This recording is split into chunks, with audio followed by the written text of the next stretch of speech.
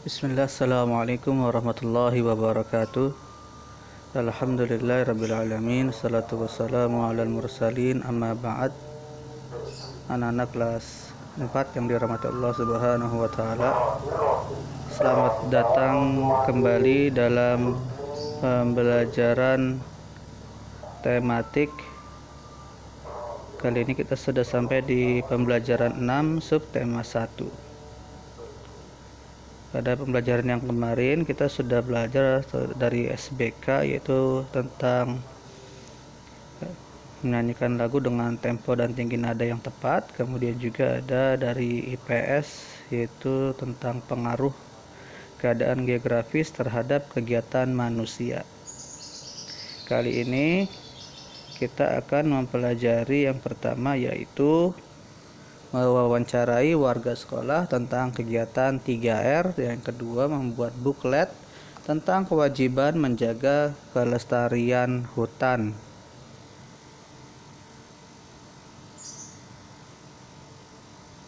Pada materi kali ini kita tidak akan melakukan kegiatan wawancara, tetapi kita hanya akan membahas materinya saja.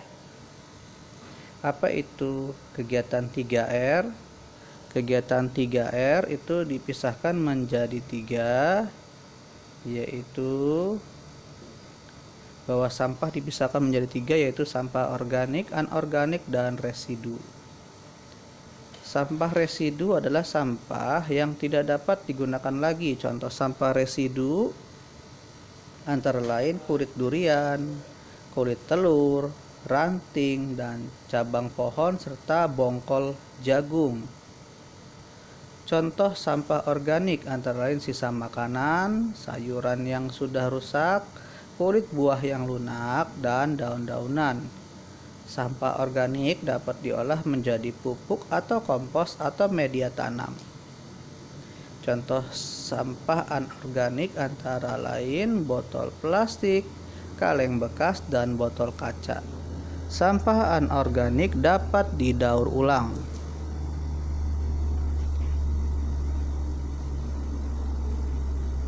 Kita lewatkan saja karena kita tidak melakukan tugas wawancara. Selanjutnya tentu tentang kewajiban menjaga kelestarian hutan. Ya. Tahukah kamu bahwa bahan baku dari kertas adalah pulp yang berasal dari kayu? Ya, selain dijadikan kertas, pulp juga dapat dijadikan tisu.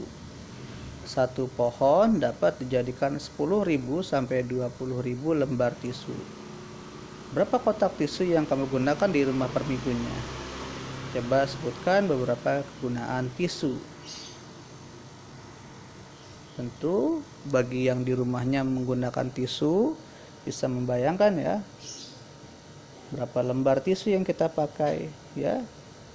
Kadang kita menggunakan yang 1000 lembar ya, yang besar ya itu 1000 lembar. Ada yang 500 lembar, tapi kebanyakan itu menggunakan yang 1000 lembar. Berarti kita setelah kita menggunakan 1000 lembar dalam 1 minggu katakanlah, kita sudah menghabiskan setengah pohon ya. Kita sudah menebang setengah pohon. Jadi bayangkan kalau kita dalam sebulan menggunakan katakanlah 4000 lembar tisu, berarti kita sudah menebang dua pohon. Sedangkan kita tidak ikut dalam menanam kembali. Jadi silakan anak-anak kelas 4 direnungkan kembali. Ketika kita menggunakan tisu, sesungguhnya kita perlahan-lahan sedang menebang pohon di hutan. Apa sajakah kegunaan tisu? Ya tentu biasanya akan kita gunakan untuk membersihkan sisa-sisa makanan, entah itu di mulut kita, di tangan kita, ataupun di lantai. Dan juga bisa untuk membersihkan lantai dan juga menyerap air yang mungkin terjatuh di lantai. Nah, satu batang pohon dapat menghasilkan oksigen yang dibutuhkan untuk 3 orang bernafas. dan dapat menyerap karbon dioksida untuk akhirnya memproduksi oksigen yang diperlukan untuk makhluk hidup. Selain itu, satu batang pohon juga berperan penting bagi penyerapan air, sehingga mempengaruhi ketersediaan air tanah. Maka anak-anak kelas 4 yang dirahmati Allah, ketika kita menggunakan tisu ataupun menggunakan bahan kertas lainnya, ingatlah selalu untuk menghematnya, jangan menghambur-hamburkannya atau memboroskannya. Karena setiap kali kita memboroskan bahan kertas, baik itu tisu ataupun kertas buku kita, sesungguhnya kita sedang menebang pohon secara perlahan-lahan. Dan kesempatan seseorang untuk bisa mendapatkan oksigen menjadi berkurang. Tadi sudah dijelaskan, satu batang pohon itu sama dengan 3 orang untuk bisa menghirup oksigen. Berarti kita sedang mengurangi kesempatan orang-orang untuk mendapatkan oksigen. Setiap satu pohon, ingat 3 orang yang bisa menghirup oksigen.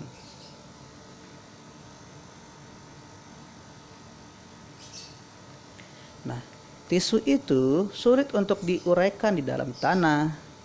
Dalam proses pembuatan tisu digunakan bahan kimia yang sulit diuraikan oleh tanah dalam waktu cepat. Oleh karena itu, kita harus mengurangi penggunaan tisu. Kita bisa mengganti tisu dengan bahan lainnya, seperti bahan dari benang, misalnya adalah kain lap, ya. Dengan menggunakan kain lap yang berulang-ulang, kita tidak perlu menggunakan tisu. Dengan menggunakan kain lap, kita akan lebih menghemat pohon-pohon yang ada di dalam hutan. Jadi mulai saat ini, anak-anak kelas 4 yang dirahmati Allah Subhanahu wa Ta'ala bisa mulai mengusahakan untuk menghemat tisu, atau setidaknya tidak lagi menggunakan tisu sebagai alat untuk membersihkan sisa makanan ataupun lainnya, tapi sudah bisa menggantikan tisu dengan alat-alat lain, misalnya lap tadi, ya.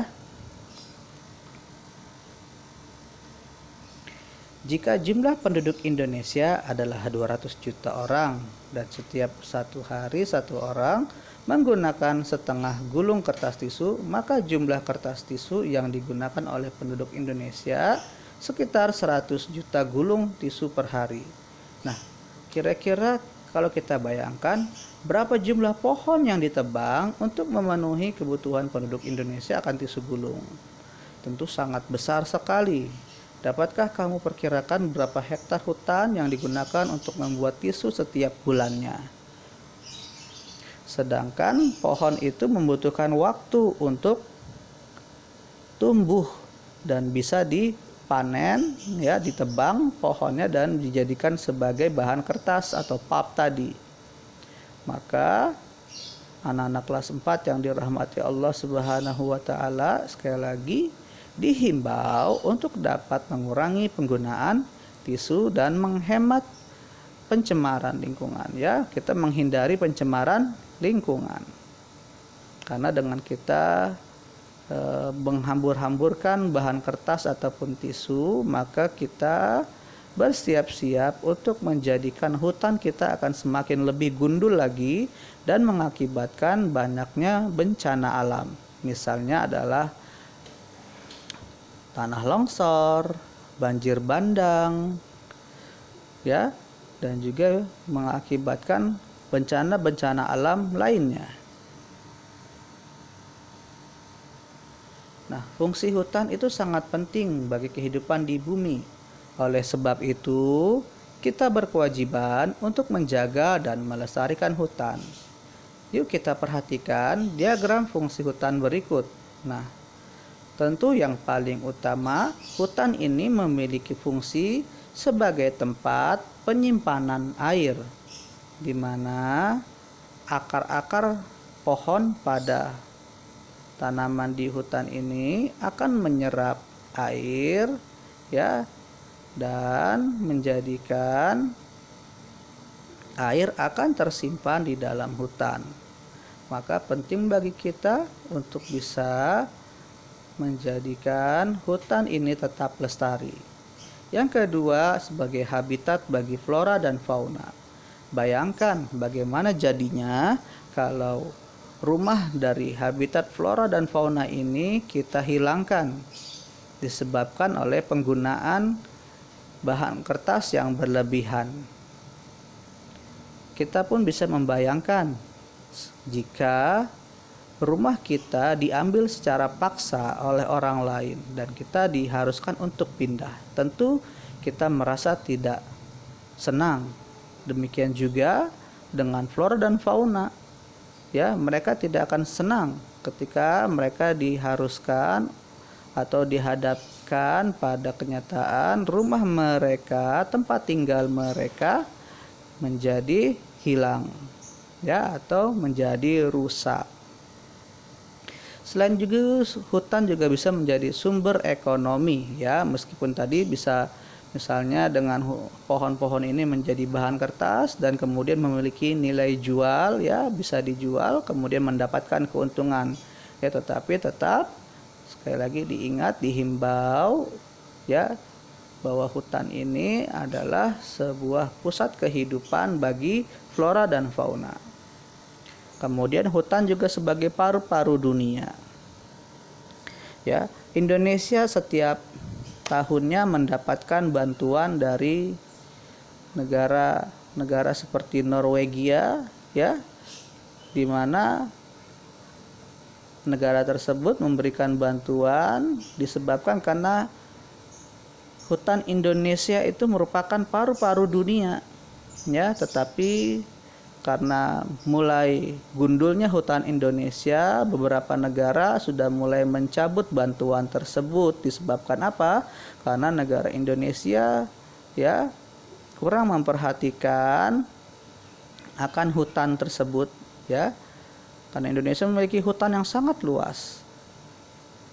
Ya, tetapi belakangan ini hutan kita semakin banyak berkurang disebabkan pembukaan lahan di mana-mana, ya. Kemudian pembangunan jalan tol dan pembangunan lainnya yang menyebabkan hutan kita semakin lama semakin berkurang dan kapasitas hutan kita sebagai paru-paru dunia sudah tidak mulai diakui oleh banyak negara. Selain itu, fungsi hutan lainnya adalah pengendali bencana, menyuburkan tanah dan mengurangi polusi dan pencemaran udara.